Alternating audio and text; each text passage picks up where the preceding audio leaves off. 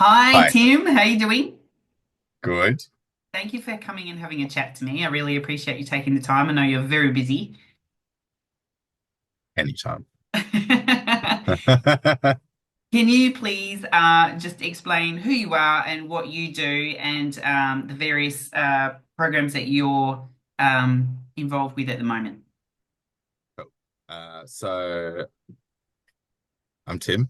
I am a researcher that does, I guess, research into harm reduction, specifically for people who use drugs, but most of all for people who use anabolic androgenic steroids and other image and performance enhancing drugs. And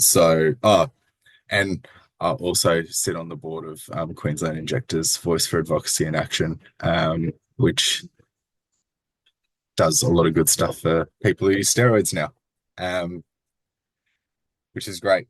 I in terms of projects, I think like the biggest one that is super exciting is obviously the steroid checking trial that we're running out of Queensland. So I lead that, and we're taking people's gear basically, testing it offsite at the university lab.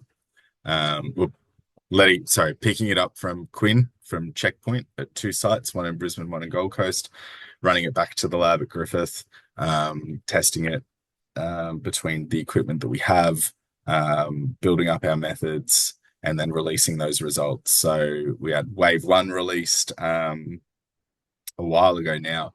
And like I said before, wave two is coming, hopefully next week. So stay tuned. So you guys We can also analyze pretty much any drug, can't you? Pretty much anything? Yeah, good point. So over this time, many can be. We're having some learnings. We're going to call it with human growth hormone. So we're working on how to do that, and I've got someone specifically doing a big project on that. And if we can crack that, then we'll be able to do other peptides and things like that That would be as amazing. well. We, for in terms of anabolics, androgens, we can do anything in terms of presence matching. We're good for, because that just means matching the spectra that come out of the one piece of equipment that we use, the radian. But for detecting purity and things like that, we need to have the reference materials. And as you know, sometimes those reference materials are tricky to get. Yeah. So we've been acquiring and building a library of those, sometimes needing to order them internationally, sometimes getting them around here. What we still don't are waiting for a reference material for, number one, is methanolone and methanolone, so primo. We don't have, which means we can't pick up purity for that. And as you know, very important to be able to do that. Yeah, Um, absolutely. very. We also can't do it for oxymethylone at the moment, so anadrol. We are waiting for a standard there as well. Cool. Um, I think, obviously we don't have a standard for ment, um, but I don't see that happening anytime soon. And Yep. the way that sort of works is, I guess we can order as people bring in more exotic things, we are able to make a case, or I'm able to make a case that I need this additional standard. Yep. So until, for example, somebody brings in fluoxymesterone, Halo, I wouldn't have necessarily a case to go and acquire that. Yeah. And So this over is the the last few the thing months, with doing a research-based type thing is you need to be able to justify what you're doing. So even if people go, oh well, there's no point bringing my primo in because I won't be able to get a potency. The more people bring in, the more you can push to get those reference materials that you need to be able correct. to calibrate the instrument so it can give a accurate potency. Correct. And the weird and wonderful stuff, bring it in. I mean, people have been bringing in SARMs in the second wave, which is great. So we've been able to, stuff like MK2, what is it, I know what you mean. 288 or whatever. Yeah, yeah. Yeah, LGD 4033. We can do RAD 140. Like though, off the back of people bringing those in, we've been able to, do those raw powders. We can do as well. I'm going to flag that that's now because I think a it's really good super one, cool. actually. Yeah, I think because it is a you're really more good one. likely to see any contaminants or nasty stuff in a raw because it's concentrated. It might actually be in there in big enough amounts to see, whereas by the time it's diluted down into an oil, it may not be enough there to register. So bringing in raws is a great idea. Yeah. And particularly if, the purity of those raws comes down to sub 90% Yeah. or 70%, Ugh. um, you're asking what else is in there, Yeah, exactly. aside from the brick dust that you've Well, the paid stuff for. we saw a sample a little while ago that we gave to a forensic lab. So they're having the same issue. They are trying to get reference samples in so they can calibrate their instruments to do potency as well. So we've got about 33 samples sitting there just waiting. But they did check out one for us, which was a raw that had turned into a gel.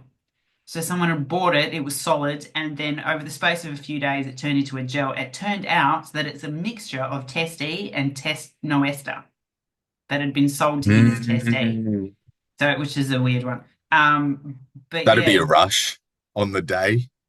You're like, yeah. I don't want to think about the logistics of someone having to use that all the time. That's just a weird one. But yeah, I mean, it would be great to get more samples of raws analyzed to see what other stuff can be picked up. That'd be great. So that's what we're hoping got to do in some that in wave forensic lab two. too. Yeah, who knows? I mean, Super, ugh. super pumped. Yeah. Uh, we for presents, obviously a lot better. The other thing that we're doing in wave two that I want to flag is reporting on the lab that people have told us that it's from. So, Brand you name. know, Woo, yes. brand names So are in there. We've also yeah. retrospectively done things. So anything that people brought in for wave one, we've done the purity where we can, and reported the brands where we've got them. Cool. So So anyone that's who all in has there as taken in well. samples before should have a look at this next lot of results and their stuff might be in there. Yep, Cool. yep. That is awesome. Uh, so I think all up closer to about 60 plus over the whole time, and obviously still more coming in. And yeah, yeah, it's I think it's a real good opportunity to do some good harm reduction just by releasing it. Obviously, been doing those community notices. There'll be more community notices off the back of wave two. Health conversation is ready so that people can have some sort of informed, I guess, harm reduction process that Yep. tells them where they might want to go or what steps they want to consider when we do move forward to individual results and things like that. Fantastic. That's awesome. So what else do you guys do? Like if someone walks into Cheqpoint, for example, what kind of service can they get there other than just dropping off a sample? So say you're, um, regular Joe, regular Yeah. Ali coming into Regular Joe. Checkpoint, dropping off dropping off some whatever it is. I mean, if you wanted to have a health conversation about your usage, and whether you're ticking the harm reduction boxes, Yep. you could do that with one of the health workers there. Yep. Now that we've developed a bit of training and a potential for a specific health conversation for people who use Cool. steroids, then that's now possible. You can go next door and pick up some needles if you are injecting, Fantastic. because Quinn gives free sharps, and the containers and the swabs, all of it. They're Kill two birds also with one stone. they're one of the orgs that they're super at engaging with people who use steroids, at upskilling and doing the training and doing the work, possibly because they partner with Quiver and myself a lot. And I think that it's a real perfect fit, where you can get everything you need in sort of one go. That's fantastic. Awesome. So what else, what are you going to do with all this research? What's the plan? What's the end Uh, goal at the end of all this? yeah, gotcha. So, I have, I guess, been fortunate enough to continue to push for more funding, so that we can move towards individual testing. And I'm just waiting, to hear back whether that can continue into next year and beyond. How much do people need to give you to test? How much do you need? The residue in the vial, or, um, ideally one tablet at the moment is good, but you could probably get away with, breaking that in half or a Yep. quarter, but one whole is good. Yep. Um, the oil's so concentrated normally, that if we put, like, we have to dilute it like so many times. So really the residue's enough. If we put it in undiluted into one of the pieces of equipment, I've heard that that thing would blow up. Um, so like F all, Yep. F all. Yep. Cool. Actually, I'll show you.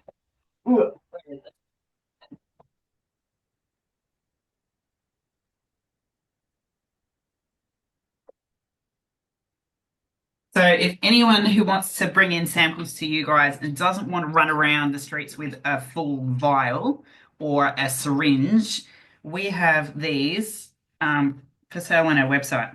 So these are 2 ml glass vials. So we have them for sale, and we're going to give you guys a whole big bunch of these as well, so people will be able to come in and grab some. And yeah, Perfect. and then that way, you only need to, a couple of drops of oil in there is all you really need to do. And just, if they write down the info of the brand and the dose and what's in it and blah, blah, blah, yeah, then, that will handle anyone who's a bit scared to walk around with the vial or have it in their car or whatever. Mm.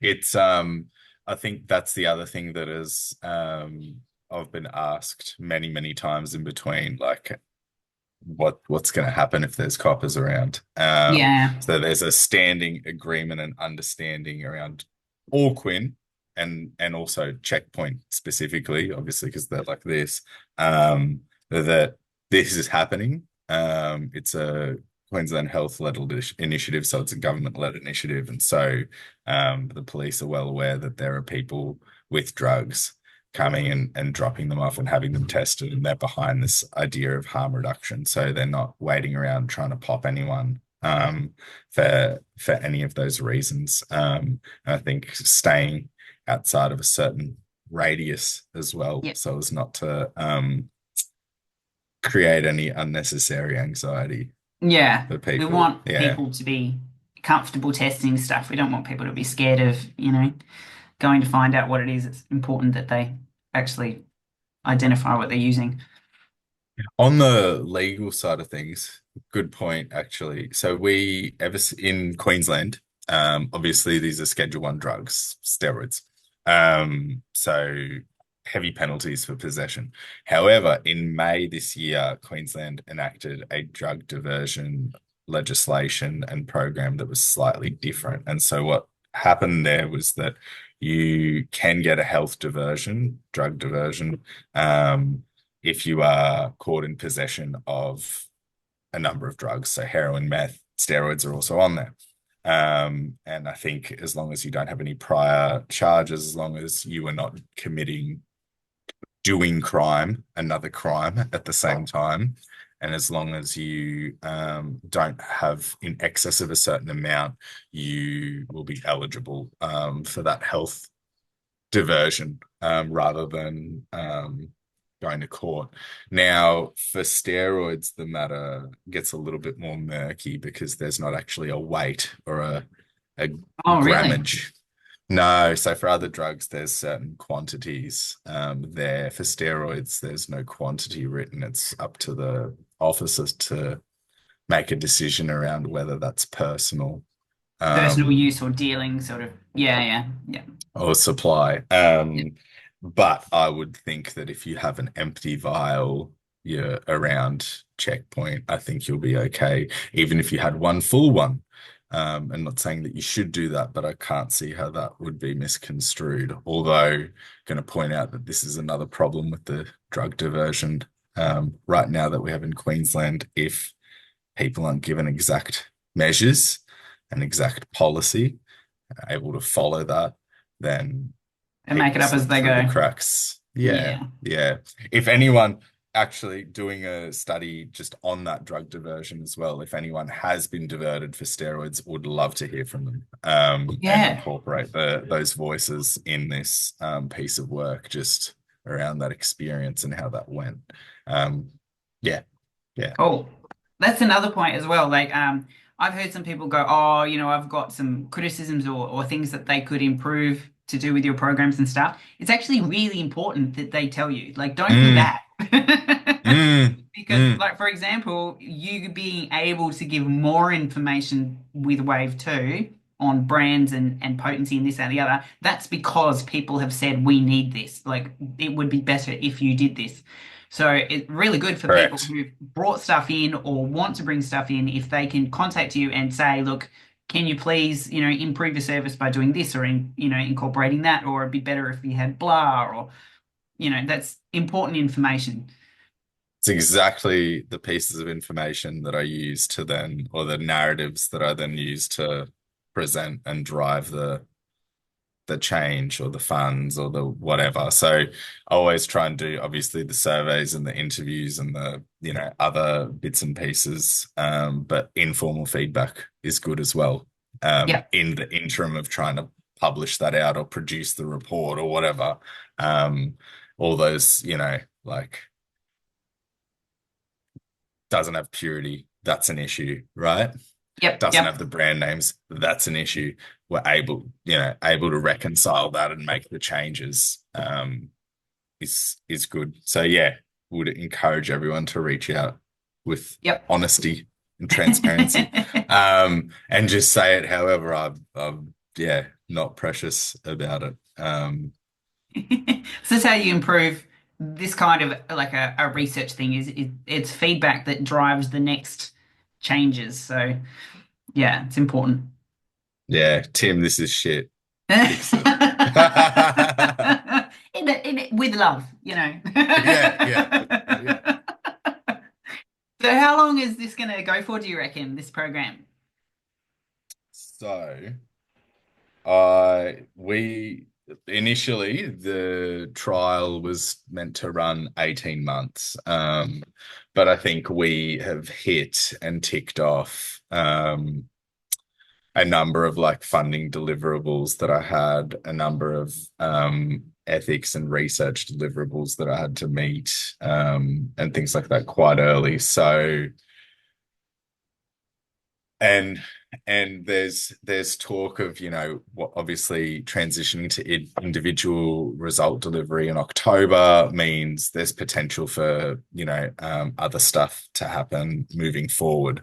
So I think at some point soon trial will need to close, and then in 2025 there's some possibility that other things might happen and a more direct mode of delivery could happen as well. I can't confirm it yet, but um, it it's looking like we've done everything we can. We've smashed all the goals. Yep.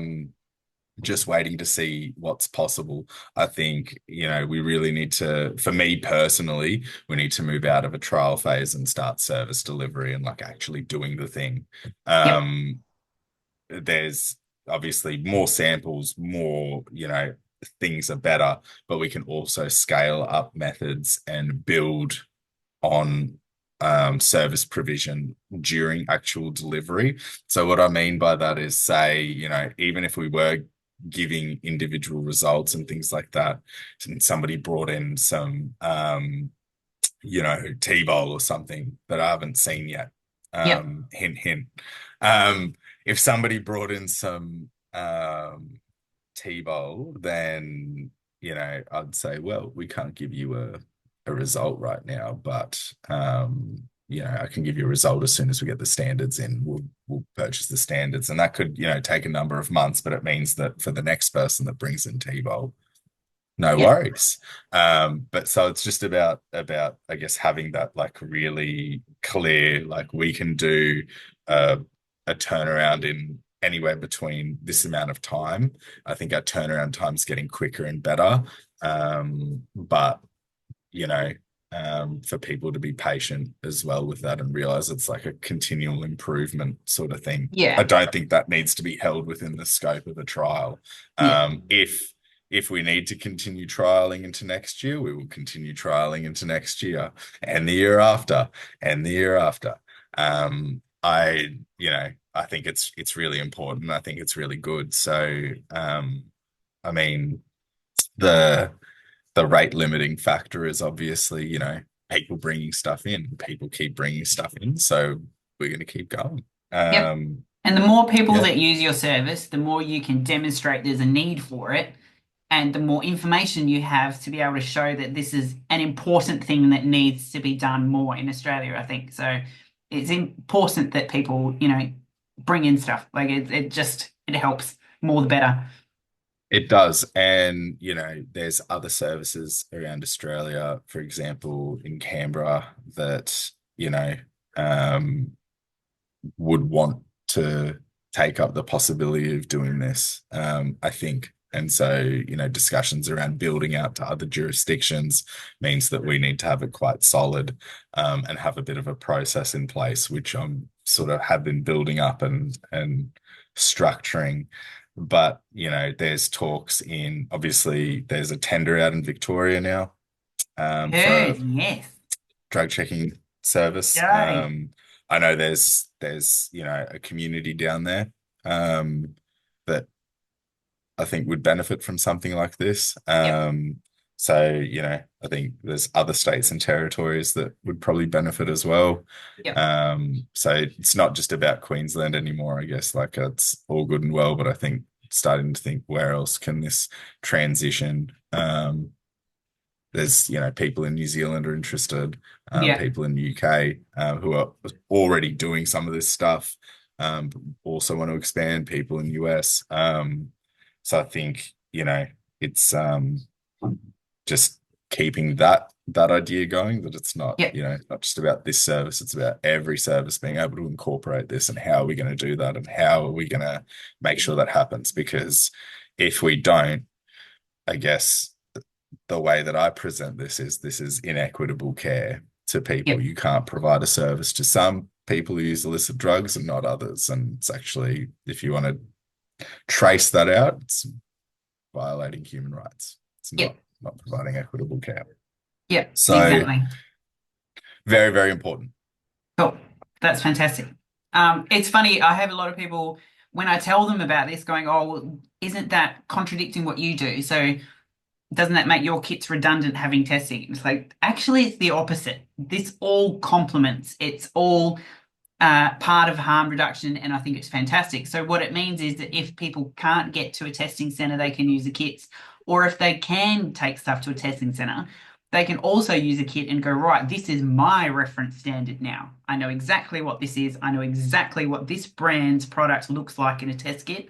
And the next time I buy it, I know if it matches that exactly, it's all good. But as soon as it looks different, take it in to get analyzed. And you can use both kits and an analysis service to do your own quality control, which is absolutely fantastic. And it would be great if everyone around the country could do it. That would be phenomenal. Ali, I don't know if you've noticed, but Queensland's pretty sparse, in terms of how big it is. So having one service in Brisbane City and Yeah, one down the Gold Coast it's doesn't not enough. really, Yeah, capture. yeah, Not to mention WA size, yeah, and every exactly. other state and territory size. Which So I think, brings up the point of it would be great if people could mail samples to you. If that in yeah, some point down the future, I mean, I understand logistically, legally, it's a bit of a bleh, but it would be great if that could be developed at some point in future. mail orders it's a talking point, that Yep. are, again, comes back to equity and Yeah. rurality, regionality, and how that works, or, whether couriering is the option, like, but it's on the cards, not just for steroids, but for all Yep. drugs. I think, Yeah. PEDTest does a really good job of provide like that's it, right? Like you can use it in conjunction with chemical analysis. You can use it in if you don't have chemical analysis, you can use it comparatively to other people's chemical analysis. Yep. And then you do all those great reports and the brands that are, people should probably be mindful of. I think it all comes together to like do that good community harm reduction work. Yeah. At the Yeah, moment, it's yeah. funny because we're getting quite a lot of results of people who've bought their own raws from Alibaba. And whoa, it's bad. Alibaba. Oh, Nice. please don't buy raws off Alibaba. The results are pretty horrendous. Yeah. Maybe someone Yeah. should bring those raws into you to, yeah, if anyone's got Alibaba raws, take them in because I want to I'll know give you what the the hell is in percentage. Yeah. there. Yeah. Yeah. In my experience, there was always there was times when I'd just have big red swollen quads. And it was, you'd sort of keep going for a bit and be like, oh, maybe This it's is time to another stop good using reason the why coming into Checkpoint is awesome because you guys have a health nurse there and you can go up to her and go, look, is this just a reaction or am I getting an infection? And that Mm, it sometimes is very hard to tell. It can look the same in the early stages. So it would be, go exchange needles, get something, put in to get tested and ask the health nurse, look, can you check out my ass? I'm not sure if I have an infection. Whatever, hey. my arm, my, No, no, say it quad. exactly like that. Yeah, Exactly like that. exactly. She's good actually. Haley and I have been talking a lot more. She, like, if you need a referral for bloods, for example, if you need a echocardiogram or things like that's all possible Oh, now through Quinn as well. that's great. And she, doing a bit more back and forth with me, doing a bit more discussion, consulting, things like that. Like there are ways to, like we have online blood checking services and that's fantastic, but I think it still sometimes takes away, people message me all the time, Yeah, just asking around, what those look like and how that is. I know you can get the online consultations and other things. Like there's a cost as well, yeah. and not everybody can pay those costs. And I know some people will say, well, that's bullshit, then you shouldn't be doing steroids. Well, I'm sure there Cost was a of living right time. now. Some people will, go, I'm not bothering to go and have a chat to a doctor about it because, sometimes cost of living is just a bit too much and that becomes low priority. So the fact they can just walk in and ask with you guys is brilliant. I think, there's been obviously issues with bulk billing. Recently, that's not a thing that's necessarily on the cards, but you could still, I know that some sports hormone checks run up and Mm. plus consultations can run up, 500 plus. I'm not Yeah, saying don't do that. Fantastic, but that's, here's other options for you as well, because I yeah. know sometimes it's tricky getting into the GP.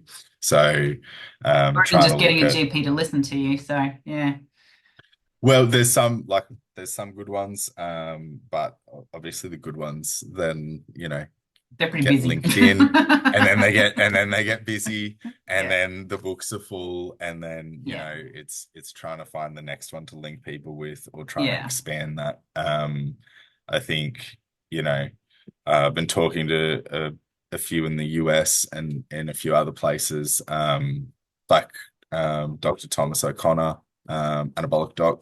So looking at how that could sort of whether there's any crossover there or what's possible there. yep, But just always looking for other options to try and support people because it's not just like what's in your steroids, fantastic. It's one thing. What's in your blood? What's that telling us about your organ health? That's another, important thing. And then, um, have you got all the other equipment, and have you got all the literacy needs Yep. fulfilled? Like, do you, you know, are you just punching in 13 mils just because you feel like it? Or Just do wildly you have guessing a, what you should be doing. Yeah. yeah, is there a Yep. plan in place, and where's that come from? And, Yep. you know, do you even know what the risk reward is here? Yep. And how do you feel about that? It's not saying don't do it, just make a well-informed choice. I guess the next thing is, can you tell us where the locations are at the moment and what's the best way to contact you guys and ask if everyone has questions about stuff they want to bring in or that sort of thing? So, two services. One is at Quinn at Bowen Hills on One Hamilton Place, in Brisbane, like right outside Brisbane City. And it's just there's a little car park, and there's an entry sort of around the side. It's really just look it up on Google. Second one is in Burleigh Heads down the Gold Coast. It is on West Burleigh Road, in the industrial sort of commercial precinct. But if you look up Quinn Burleigh Heads, address will be there as well. Um, and I guess the when it comes to like the steroid stuff, most of it comes to me. Happy for people to shoot me an email, and we can post my email somewhere with this, I'm assuming. Yep. I'll put your Um, email on it. Yep. And your Instagram. yeah, yeah, that's another good way. Where I just write something back whenever I get a moment. I'll Through put the the yeah. Queen one on there as well. And So Quiver.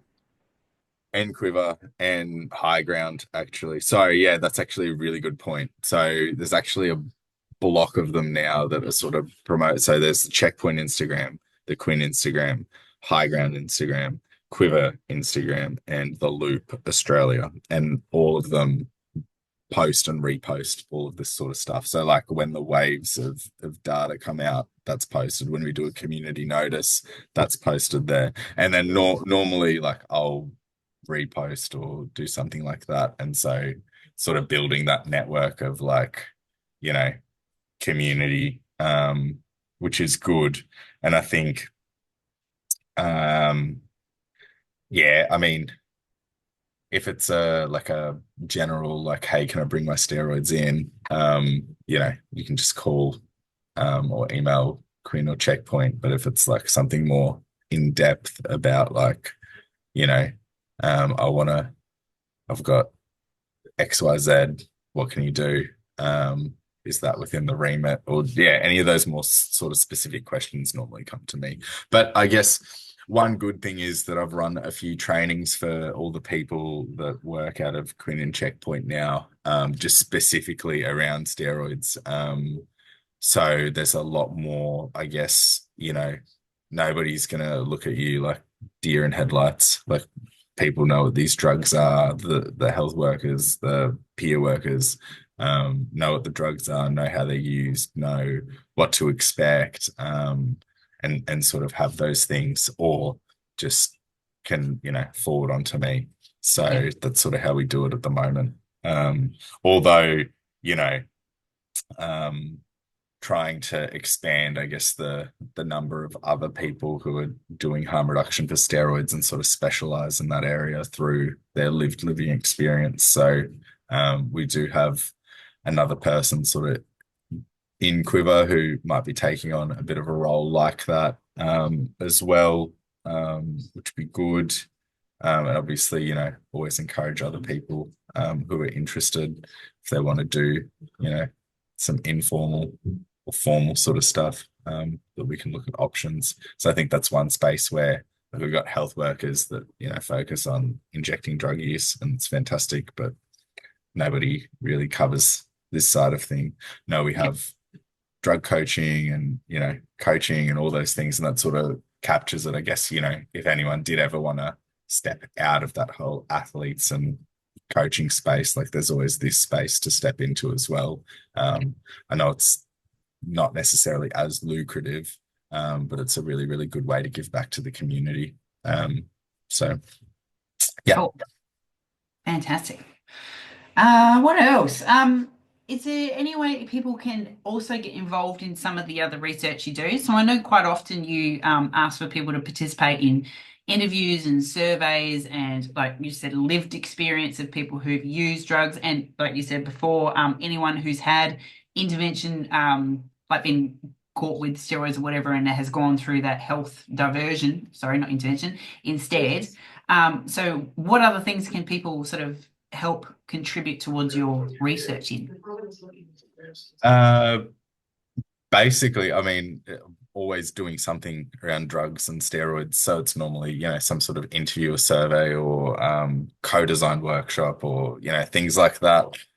So I guess whenever I put those calls out, you know, if I don't hit you up directly, then feel free to hit me up and say, yeah, I'm interested. It actually really glad you brought that up because like there's been a heap this year. Like there's been the trend interviews and the survey, which will be published soon. Super excited. It's got some good stuff in there. Can't Uh wait to see that one. there's been the insulin stuff. There's been, like there's just this whole host of things so that are at various stages, either in collection or analysis or whatever else. But whenever I put those up, just say, yeah, I mean, and we'll find a time. Or there's been also occasions where people just reach out and go, hey man, like I'm interested, and then say I've got this going on right now if you're interested, or I'm going to keep you in mind for this is coming up, and just is super helpful for me, and I'm so grateful that so many people are on board and so giving of their time and expertise because it helps me build up that data that I can sort of make arguments around, I guess, policy and legislative change and actually build sort of services out. But, also just builds up this sort of repository or community or group where we can all get in and sort of, I guess, drive that change like collectively or together. It's one thing for me to be like, hey, I use steroids. And I might use them again. But it's one thing for me to say that, but for other people to say that and talk about those experiences, there's some real power to it and some real I think there's there's a shift, not just in academia, but in the world where the idea of people with lived living experiences, experts, the idea of people who use steroids, and I've been lately playing around with concepts like connoisseurship and ethnopharmacological connoisseurship Oh, wow. to Okay. represent that. Yeah, to represent that community knowledge. But there's, I guess, there's an opportunity to really recognize that and through that collective connoisseurship, recognize the power and the legitimacy of that knowledge that has to be almost forged through a doing and a reading and a talking and all those bits and pieces. And all those things come together to really form a holistic understanding, because it's one thing to read that testosterone can cause cardiovascular issues. Yes, it can, but I don't think I've met someone with too much left ventricular hypertrophy from half a mil or a quarter of a mil yet. Okay, but over the course of 5 years of like some people repeatedly checking in or consultations with other medical experts, there's some real nuances there, and you can't capture that necessarily just from skimming over some literature reviews on androgen abuse or whatever it is. Yeah. So that I think that's a really powerful and important thing. Super grateful. Whenever I do have funding or cash to stump up, I always try and, do that. If I don't, be super open about it and say, I can't give you anything. I don't think people ever do it for them. I I think don't think most people people are are. happy just to do it to, give you Yeah. information and data rather than, getting something out of it. But I think Which is it's good, fun. but I think it's a bonus and it's nice and it's like a recognition of expertise. I think for too long there's been this trend of like people expecting people who use drugs to just sort of like, you know, help out or without, I guess, acknowledging that that's like they could be doing something else with that time rather Yeah. than, feeding what needs to be done. I think, you know, in the example of like recent interviews around steroid checking, like, you know, for those ones, the funds are all diverted to the actual program. And I think that was, that's more important. And then the Yep. interviews were, anyone that had time. Same with Wave 2, anyone that wants to, I guess, follow up and talk about that expansion, we'll be chasing that up in the next few weeks and putting another call out. But things like that, I guess, yeah, just really, really grateful for the support.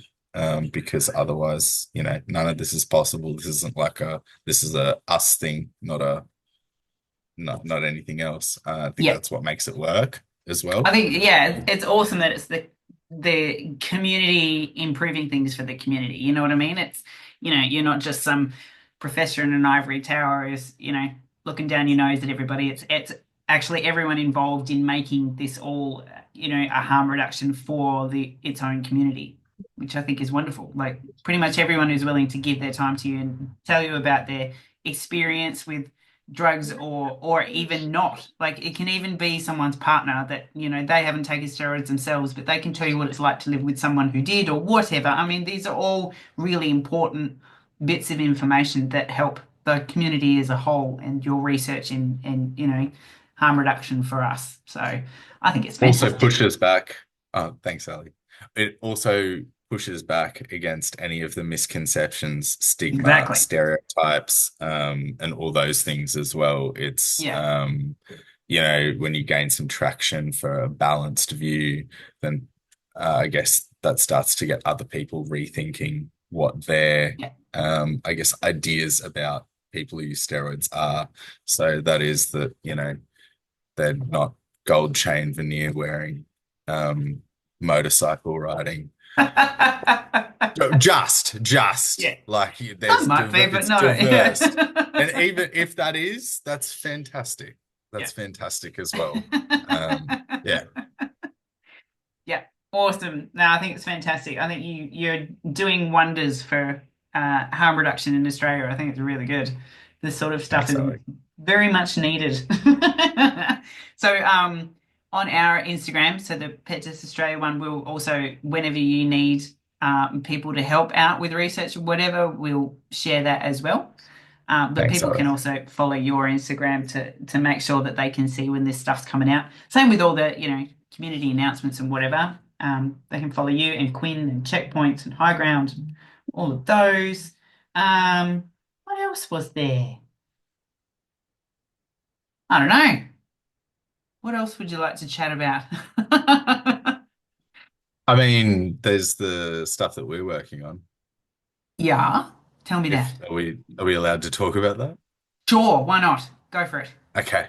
Um, so so obviously, PEDTest has been great in collating and collecting this organic data for a while. Yep, But we are working on, I guess,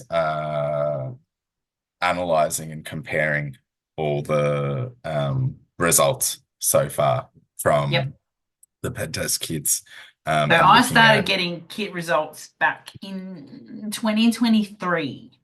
So that's when I started developing these kits, and part of developing them was putting together trial kits that had every reagent that I thought I might try, and sending them to anyone in the country who wanted it for free. So there was a good 6 months to a year where I was just sending free kits across the whole country and starting a database of steroid results, and then starting to sell kits. And so I've kept putting any results anyone tells me into that database, and I label them as confirmed swapped or bunk or inconclusive if it's you just can't tell what it is.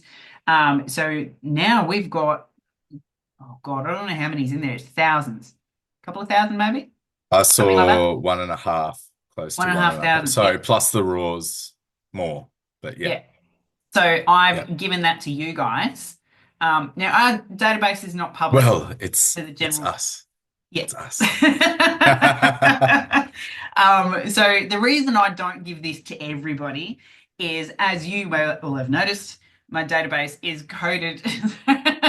It's my own personal abbreviations, which will not make sense to most people. I have a background in database construction and so on. So I just have abbreviations for bloody everything. And I've always used it for product development and quality control for kits, making sure that, over time it's all still working the way it should, and all of that sort of stuff. So now you are having to wade through those thousands of results and make sense of all of my gibberish that I've put in there.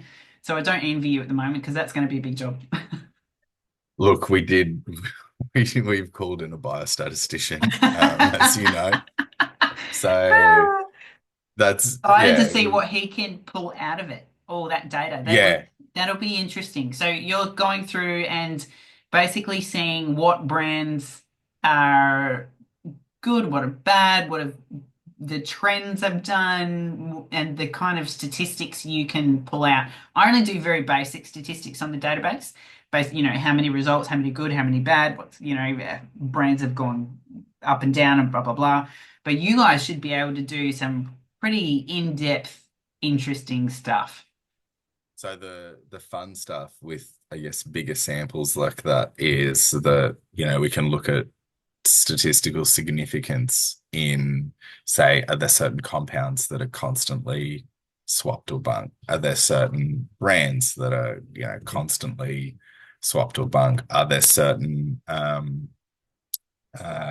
in there as well, is there certain amount of inconclusive results for certain compound types only? Can relate it back to the esters as well. Like there's so many ways we can look at it, but just also just have a comprehensive like frequencies and descriptives of like what's happened over this block of time would be I think is going to be super interesting. And then also being able to track that now from, I guess, whenever, go retrospectively or just go forward over the next 5, 10 years or whenever, can look at how the market evolves and what happens or Yep. what is happening.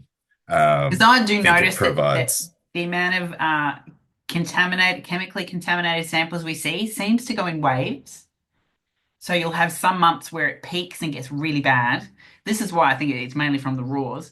And you'll just see it gets quite bad and then it will ease off. And then, yeah, it's quite interesting seeing that change through the year. So if we had like I guess the other bonus, if there was, this is one of, I guess, another fantastic measure that we have and that we can use. But we don't have, we have drug trends. Drug trends isn't a thing in Queensland necessarily yet. But if we had, steroid trends, then I Yeah. guess, this could feed into that. Or if we had an alert system in place, like, we have overdose alert systems in place in other states, in Yep. some territories, sorry. But having, stuff like that, but for people who use steroids, I think this is the start of something like that, or That would potentially be something really like that, cool. I think. Yeah. Yeah, yeah. So, I mean, it comes down to all the great work you've been doing and all the time you put in to punch the data in and, seek it all out. And It's probably about 80% of the work I do for this business is just that database. So it's all the emailed results, all the messages we get in.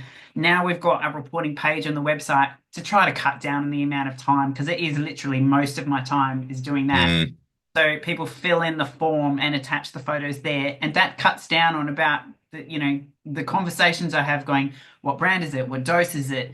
Which compound is it, blah, blah, blah, and trying to get that information that most people just send me a photo and then I have to kind of prompt to get the rest. So if Mm, they use the form on the website, that gives me all the information I need. They put down the bottom if they want feedback, and then I with their email, and then I shoot them back an email going, "Yep, that looks fine," or "Yes, that has matched the results we've seen for them earlier in the year," or "No, this has changed. It looks different." Or it's bunk or it's swapped, or they've obviously changed supplier and the characteristics of this are now completely different. So I like to give them feedback. So if they can give me all the info, I can look up that brand in my database and go, look, this brand is generally crap anyway. I'm really sorry, but your result fits in with, some of the other shit we've seen, or vice versa. This brand has been okay, and according to your result, it's still all right for now, but keep testing to see when it's going to go downhill. So mm. we try to, there's not much of us, there's only a couple of us, but we try to get back to everyone with feedback if they want it on their result. So even if your result is good, it's the sixth good result you've had in a row and it's no bloody different, send it to us anyway. Because even the good results are really important. We need to know that it's still good, that particular one. So yeah, there's no such thing as a result we're not interested in. Any kit results we want to see. I think that's another really important point as well. Like, just because something's good for a while doesn't mean it's always going to be good. No. And it's Yeah, very and then rare that anything will stay good for long. Like you'll see going through the database, there are not many brands. Oh God, I don't know if there's any that have stayed good from end of 2022, start of 23, all till now. Yeah, good luck. I don't think you'll find one. and I think historically we've had people, copying out labels from other brands, Yep. rebranding, Rebranding, yep. taking a good name, and running it into mud. Yeah. Um, Or yeah, just yeah, like there's four different versions of Apex. There's like it sometimes it can be hard to split apart the brands, particularly when people don't include a picture of the vial in their photos, and they just call mm, it, oh, that's genetic, like genetics with an X. Is it a C or is it a genetics anabolics? Is it genetic innovations? Is it genetic pharma? Is it like there's so many ways that it yeah, can, so yeah, the more information, the better. yeah.